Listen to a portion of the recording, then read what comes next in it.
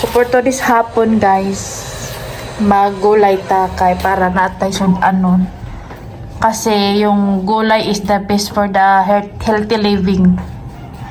So guys, kamunggay, moringa. Lagyan natin ng tanglad. Maghaling ta guys. Alawa ko pa sa balache. Bukol na. Okay, ang init. Ayan. Saing tayo, saing. Uy, ang ano dito guys. Kahoy namin. Kasi wala nang gasol. So, ito na lang yung kahoy namin dito sa likod ng bahay.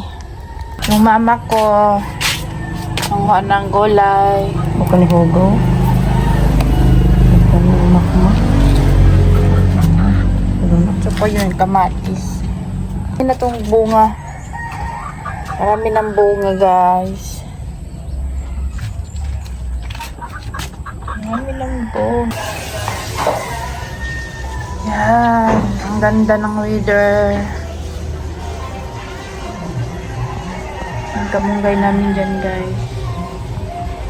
Yan.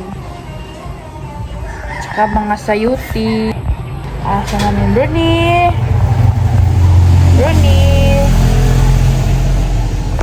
Guys, magandang hapon.